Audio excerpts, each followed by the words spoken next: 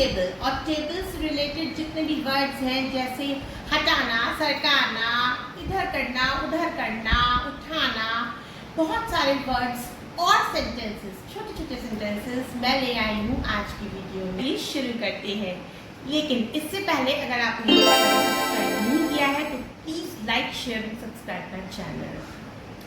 Let's start. पहले word आता है मेक सरकाओ, शिफ्ट द टेबल। मेक सरकाओ, शिफ्ट द टेबल।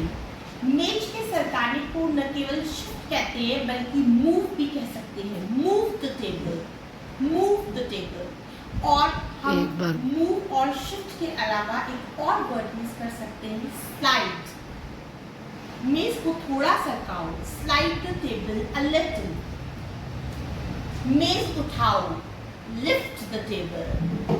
मेज को घुमा दो, टर्न द टेबल अराउंड। मेज अंदर ले जाओ, टेक द टेबल इनसाइड। मेज बाहर ले आओ, ब्रिंग द टेबल आउटसाइड। मेज को दाईं ओर सरकाओ, shift the table to the right. मेज को बाईं ओर सरकाओ, shift the table to the left. मेज को अपनी तरफ खींचो, pull the table towards you. मेज को कोने में रख दो, keep the table in the corner. मेज को खिड़की के पास रख दो, place the table near the window. भारी है, द टेबल इज हेवी। क्या तुम इसे उठा सकते हो? Can you lift it? मेज कहाँ रखनी है? Where should I put the table? ये जो मेज है इसकी चार टांगे, इनको हम बोलते हैं लेग्स ऑफ द टेबल। अच्छा, टेबल का ये जो ऊपर वाला हिस्सा है इसे बोलते हैं टेबल टॉप। Table top.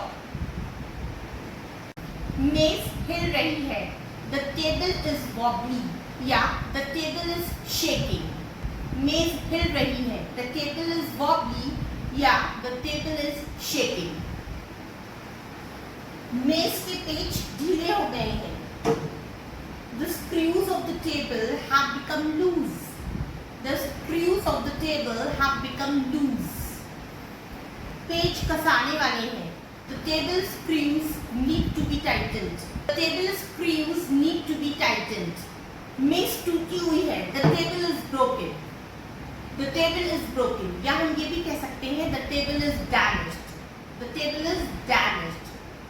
बिल्कुल same vocabulary और sentences जो हमने टेबल के लिए यूज किए हम यूज कर सकते हैं चेयर के लिए। तो चेयर से ये छोटे छोटे सेंटेंसेस आप बना के देखिए। तब तक के लिए बाय।